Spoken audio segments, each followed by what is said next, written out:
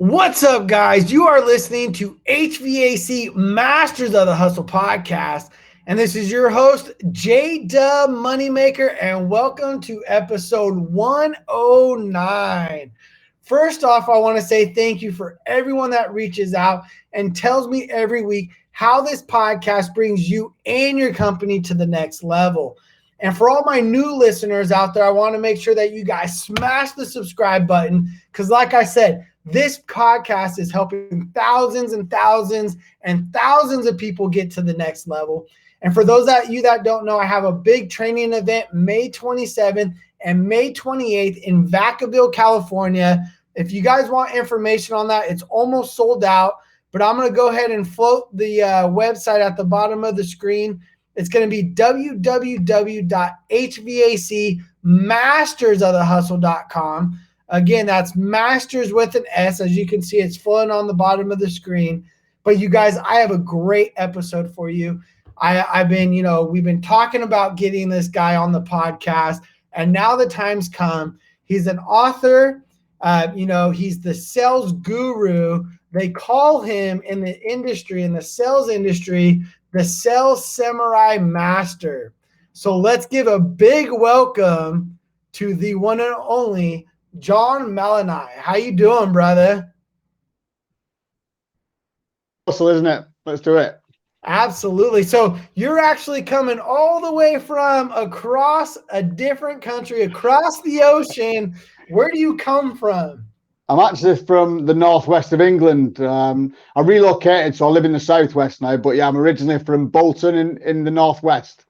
Nice. And I got to ask you, John, how did you get into a sales role? How did you get into that type of position in the first place?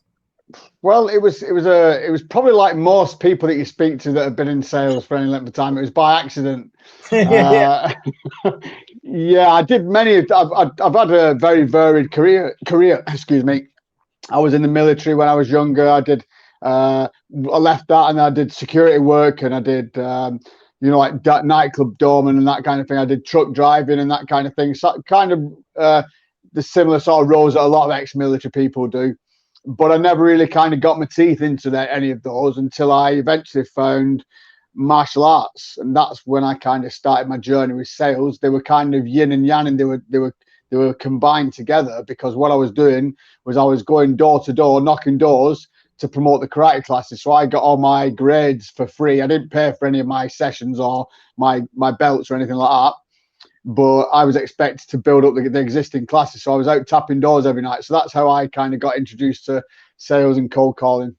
Man, so maybe so we're HVAC, right? HVAC sales is where my listeners are coming from, and a lot of them do have marketing where they do have canvassers that door knock, right? Yeah. So maybe talking to some of the canvassers, what are some things that you had to battle when you first came into a sales role that you had to overcome, and what did you have to do to really fine tune those skills? Right. Well, one of the things that came up was just not having the right frame of mind and the right mindset. And everybody talks about mindset, but it's critical to have a right mindset, especially if you're going door to door. You can't just let somebody slamming the door in your face or telling you to F off or saying, I don't deal with cold calls, let that hurt your feelings. Because if that hurts your feelings, you're going to last 2 minutes in the game. I had the fun of having the weather as well, the English weather. So it was pissing it down, torrential rain every night and wind and all that kind of stuff.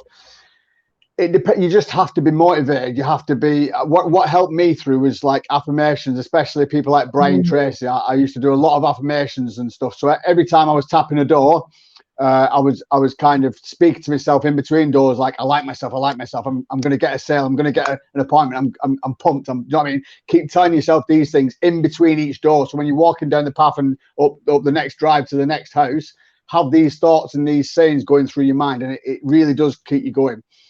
Also, what I used to do is reset techniques. I say this all the time. So what I mean by that is, if you've just had somebody slam a door in your face, don't go straight to the next house, because you're still going to be negged out.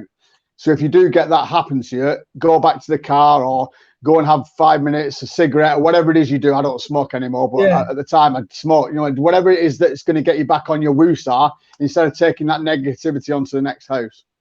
Absolutely. And one thing that you said that I want to talk about is affirmations, right? Changing your mindset. I mean, you guys that are listening and girls that are listening to the podcast, what John is saying right now is huge, especially in the HVAC, because when it comes to HVAC, John, it's a roller coaster ride, right? We have our ups and downs. We're weather driven. So summertime, everything's good, right? But then after summer, people tend to have a hard time to sell clients or sell systems or club members, we got to keep our state of mind right. And one thing that you said was that daily affirmations. Tell yourself, I'm going to get this sale. I'm amazing, right? How often do you do that? Is it a daily thing? Is it every single call when you knock on the door? How are you doing it? Yeah, well, to be honest with you, Jason, it's kind of, it's not something that I need to do as much now. I've kind of trained my mind that much that I don't really slip into that negativity anyway. Nice. But that's taken years of just literally talking to myself like all the time. But yeah, you just find somebody that you like, find somebody that's really successful in sales and mimic what they do. That's what I did. I read all Brian Tracy's books. I said all the things that he said. Some of it sounds really cheesy and stupid, like I like myself, I like myself, I like myself, and all that kind of stuff. But it works. There's a reason that he tells you to do these things, because they really do work. Absolutely. And, progressing with your sales skills and your training and everything, training is huge, right? Progressing, always being a student. What are some things that you've done training wise to get you to the level of the success that you have right now? Well, there's a few things, and one of them I didn't really do at first, but there's a few biggies, and one of them is forget about all these fancy courses and these 6K courses and 10K courses. Now, do a sales role. So pick up the phone and speak to people, knock on doors, or do sales calls, whatever it is. Just do it. The practical element of sales is going to be the best sales training you can ever get.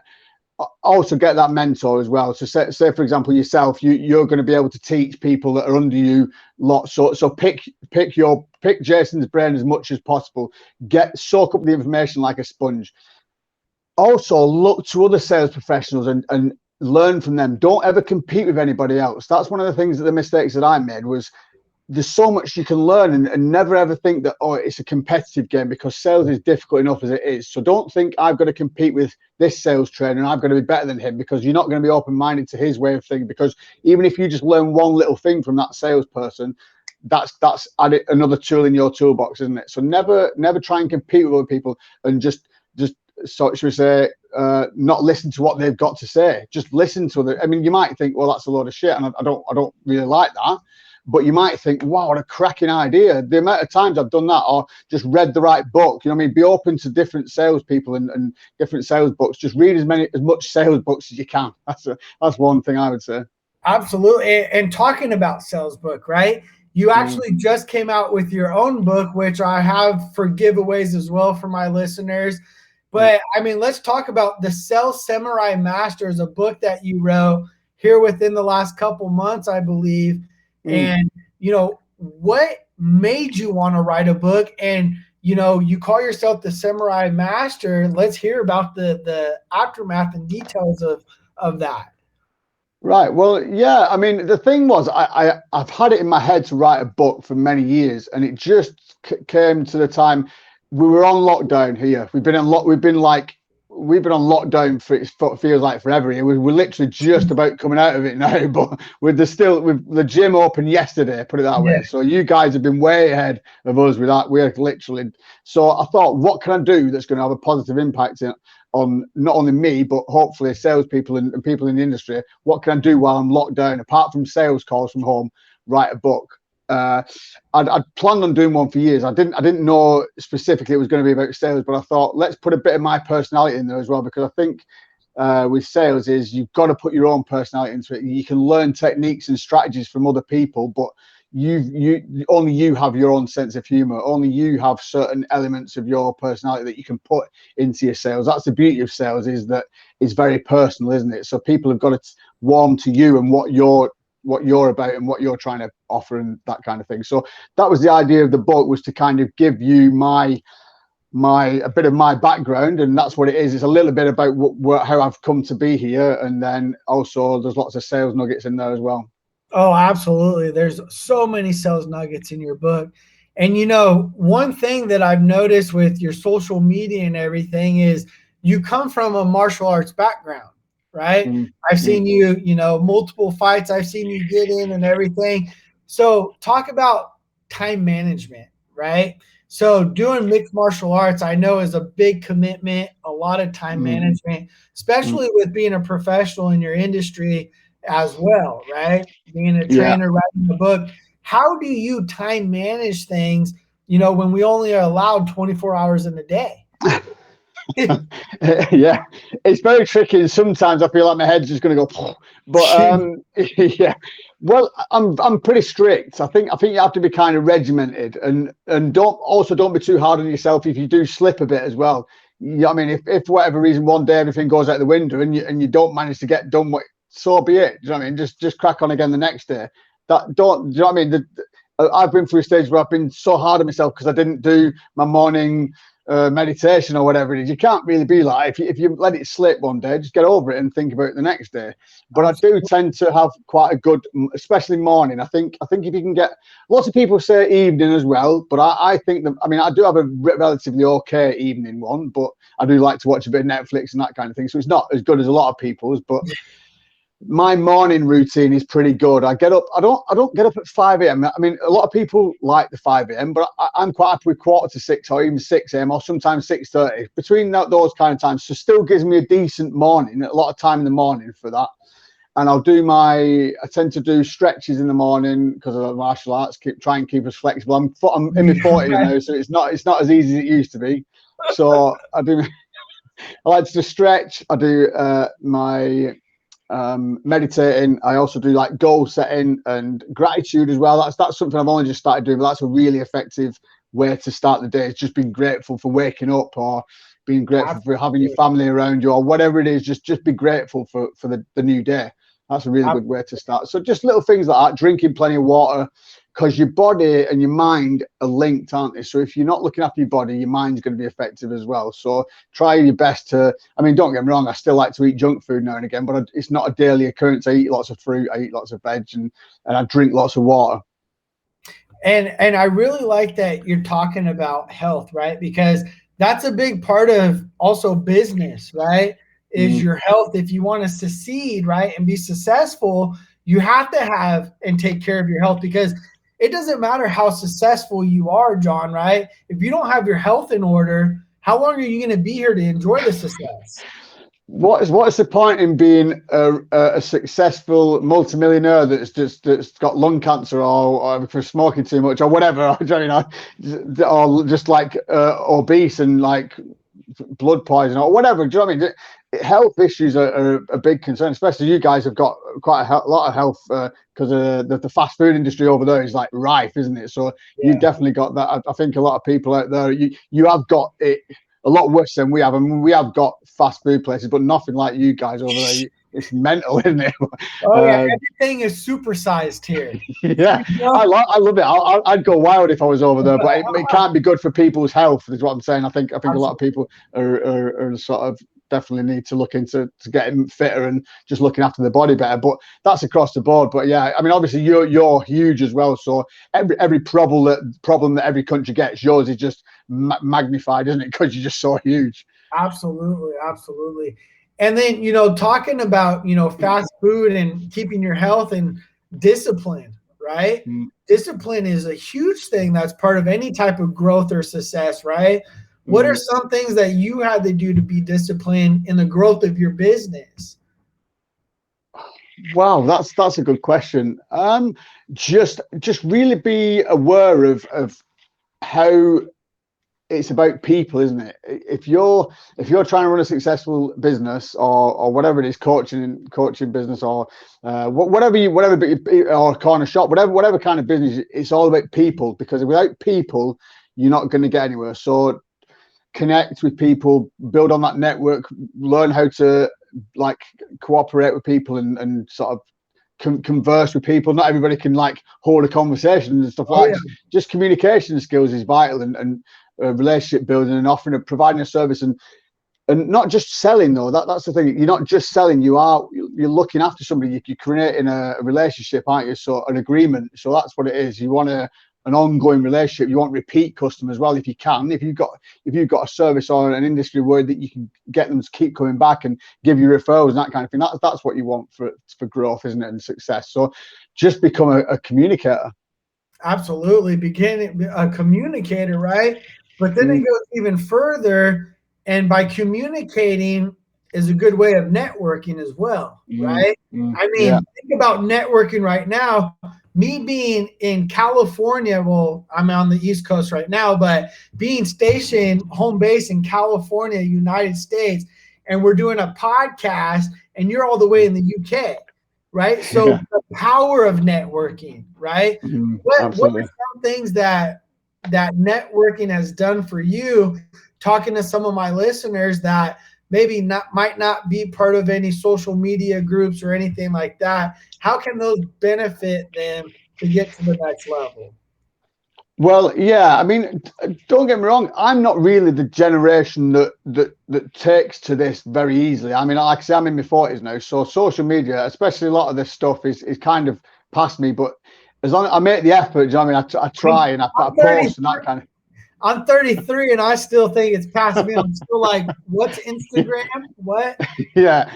So I just do my best. I mean, TikTok's a no-go. I'm not even going to try and entertain that. It's just not happening. So Instagram, I'm just about getting my head round. Clubhouse, I can handle quite well because it's a little bit like a podcast, isn't it? So I can talk all day long. So Clubhouse works quite well, and you don't even have to see my face. So it's kind of a win-win, isn't it, with Clubhouse? But yeah, it's just such a good way of communicating and building a network, isn't it? So if you're not using social media and you're not very good at it, I would recommend hiring somebody to do it for you if you're not prepared to do it, or at least attempt to learn it to some extent. Absolutely. So how long have you been doing your sales and really being on your own and developing your own business? I think, well, it's probably been a couple of years, because what I did is I was kind of always. It's kind of weird. I've come round full circle, because when I was doing the martial arts, that was full time, but the actual club that I was with, obviously the with the COVID and all that kind of thing, that all went Pete Tong. It went wrong. I don't know if you heard Pete Tong. Yeah, so it's like cutting your riding for wrong. It went wrong. Yeah. So yeah. So I had to go into other things and just keep tying myself over. I ended up going back into the building industry because I've done a bit of that in the past. But what I found is, because I was nearly 40 and I was doing labouring on the sites, and my back started going. I thought, I'm too old for this. I just need to get back into sales. I've done sales for many years now with martial arts. I need to go and do that from home. So that's what I've been doing. But what's actually really has just this minute happened. I've started a franchise underneath. You may have heard of him, Matt Fides. So he's like the biggest martial arts guy he might have been the world. He's dominated in the UK. He's got Australia. He's branching out to Ireland now, and he's pretty much massive. So I'm going to be under his franchise. So I'm going to be back in. Like I said, I've gone back full circle. I'll be going back into martial arts as well. So I'm going to still be keeping my sales, should we say, coaching in the background, but it's not going to be predominantly taking up everything, if that makes sense. I'm going to be back in the martial arts, but that's kind of what I want to do. It's my bread and butter. That's my passion. So the beauty is I'll be able to carry on with the sales in the background, but martial arts will be taking the prime spot again. Absolutely. In order for us to live a happy life, we have to do those things that we're passionate about, right? Yeah. To really debrief and really disconnect. Everyone has their own ways of disconnecting, right? Yours is getting hit in the face. The idea is not to get hit in the face. So I'll try to avoid that if I can. I like to get up in the mountains and go dirt bike riding in God's country. Yeah. Right? Just look around, have nothing around. But everyone, I want my listeners to understand that it's okay to go do something that you enjoy, right? It's not always work, work, work. Yes, it is work, work, work, right? But there's times that we have to disconnect and go do those things that we enjoy. You know, talking about you going all in and everything, when was it or what was it that shifted your mindset that said, you know what, I'm tired of working for the man and I want to be the man? I think it was like a realization, and we're kind of all raised in this sort of this way of thinking. It's just the way our education system works and how we were raised. It may change. I'm hoping it will change for the future generation, but we kind of have this working mentality. So you work X amount of hours and you earn X amount of pounds or X amount of dollars, and that's kind of the generation or the mind or the working structure that we've been taught. We're not taught to set your own business up and make X amount of money and hire lots of other people to work for you. We're not taught that, because that means you're competing with the elites if you get into that. They don't want that. So they want like workers, they want minions, don't they? They don't want everybody learning the skills to make their own money. So the more people that realize that, and the more people think, right, well, I'm not working for Joe Blogs anymore, I'm going to do my own thing and make my own money. The more people that do that, then I'd say the more opportunities people have to make bigger money. But we're kind of, should we say, kept in that frame of mind, or yeah, exactly. We're brainwashed to think, let's work 9 to 5, in a job I hate, to pay taxes to the government. Absolutely. I got to ask you, you know, your state of mind and everything's really good. You know, what's your driving force? What drives you, John? To be better than yesterday. To be better than yesterday. Okay. Always, And yeah. what is your why? That's a good question, because something that I do ask myself sometimes. But it's I just want to. There's a few driving factors. One is I want to just be able to give back. I want to be able to look after my family and generations. I want to have generational wealth. Excuse me. So I want to be able to leave an empire if I can, and that, like, because I've just lost my grandparents, both of them due to COVID. So I want both of my parents to see me successful. I want to be able to pay off their mortgages and get them a nice new car. Those are some driving things. But other things that drive me is I want to be able to help people. I want to be able to pump money into cleaning the oceans. I want to be able to pump money into helping homeless veterans. I want these things are close to me because I've experienced that. So there's certain things that I want to be able to do, and you have to have a certain degree of success to be able to, in order to do those things. Absolutely. And one thing that you mentioned was, you know, you've had the taste of homelessness. Is that correct? Yeah.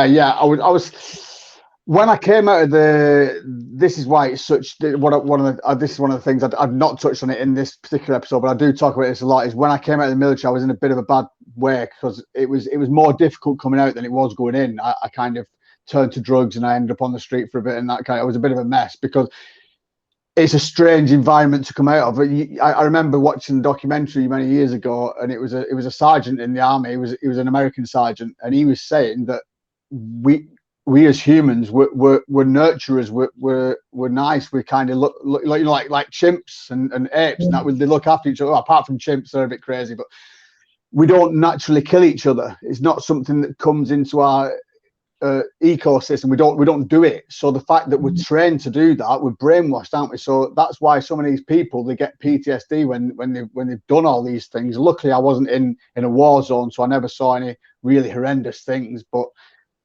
I just thankful that I came out without any of that, and without any losing limbs and that kind of thing. Yeah, my head was a little bit messed up for a while, but I managed to get over that, and I sort myself out, and I've not looked back. But yeah, so there was kind of dark times, but I think I've come through.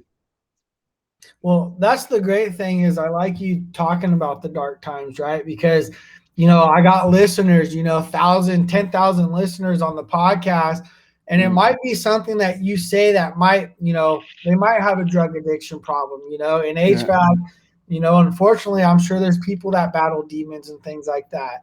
You know, something that you were able to conquer and get in front of. I commend you for that, because that's a struggle that a lot of people don't overcome, right? I know. So the fact that you were able to battle and succeed that, hats off to you.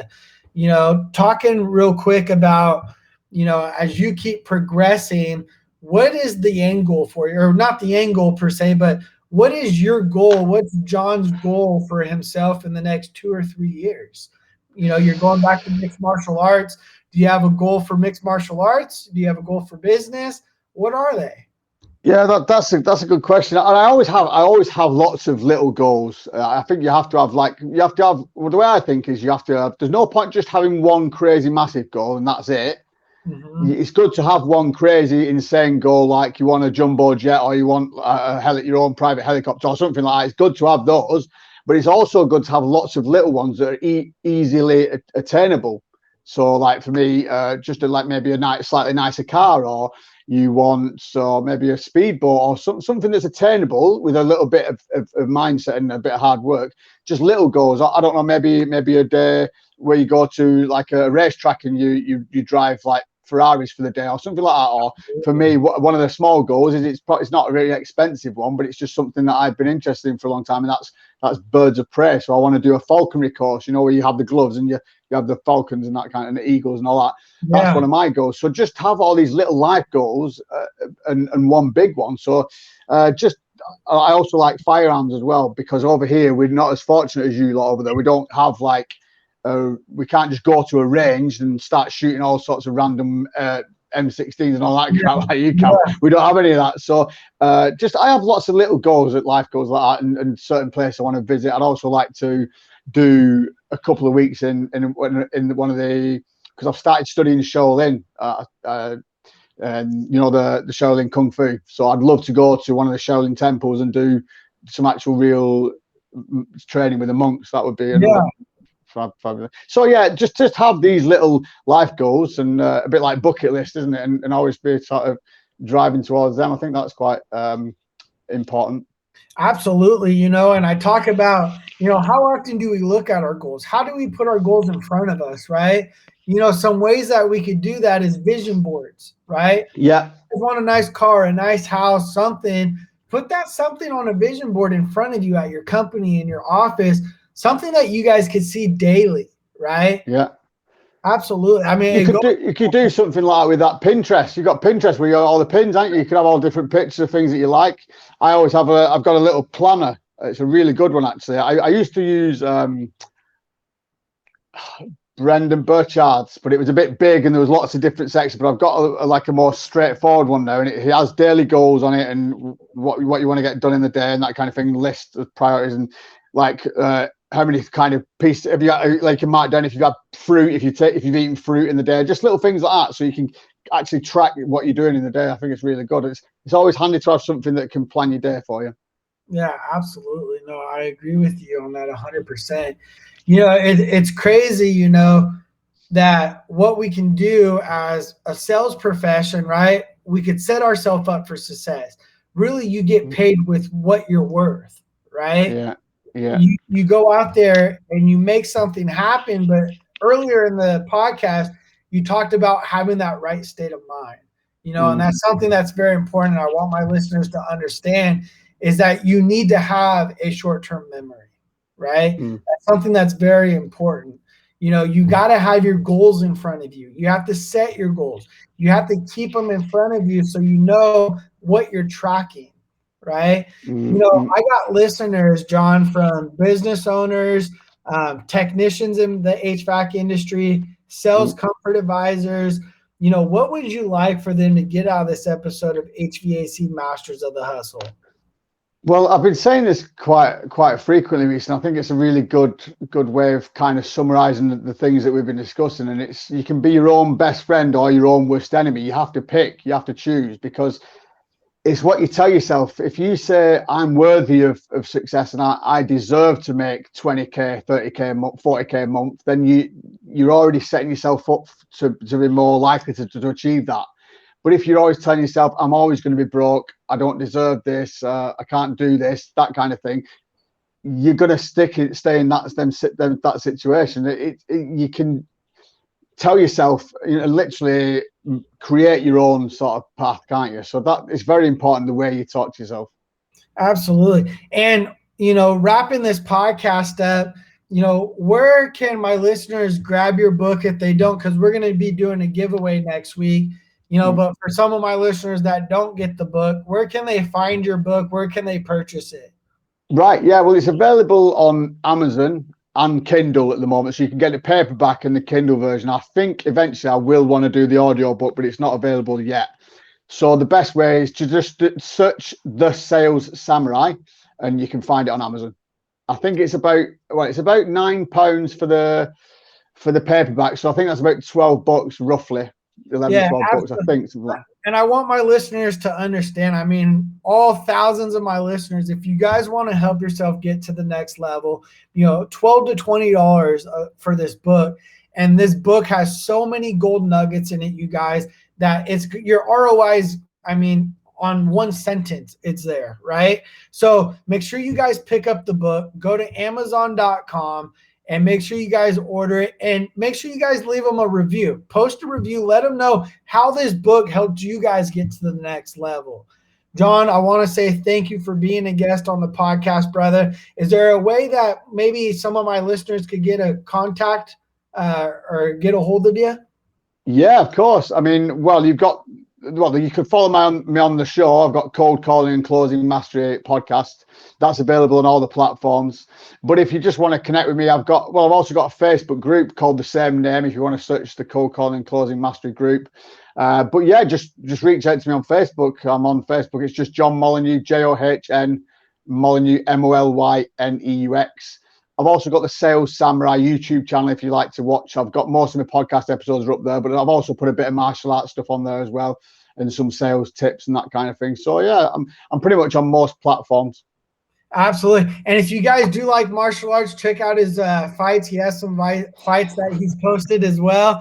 And I'm telling you guys, I don't know how people like to get hit in the face, but I guess people enjoy it. My cousin, just real quick, he's been martial arts since young buck, high school and everything. He actually trains in Stockton with Nate and Nick Diaz, and Nice.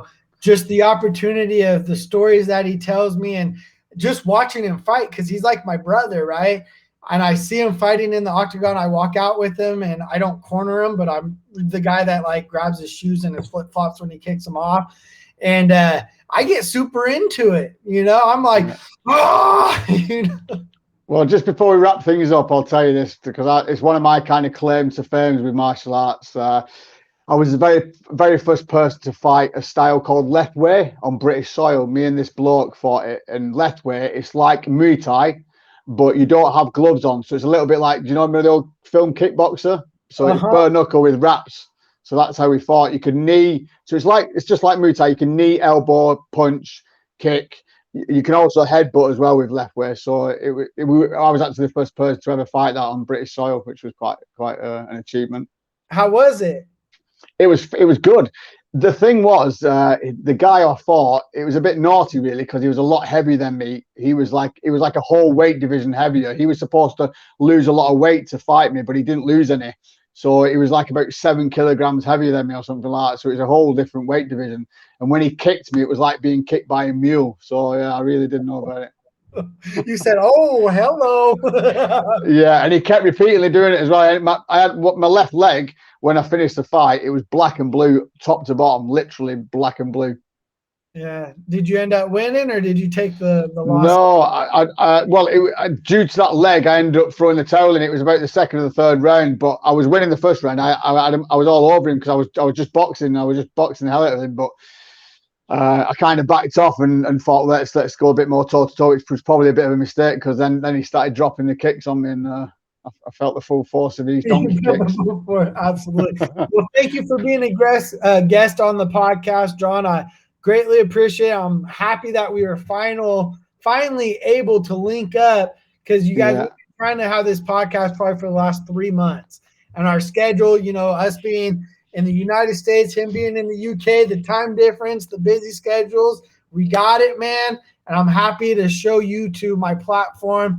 And I want everyone to grab your book as well. So make sure, my listeners, I'm going to tag it in the episode. Make sure you grab his book.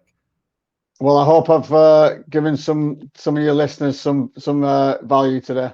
Absolutely, brother. Thank you. Take care. Thanks. All right.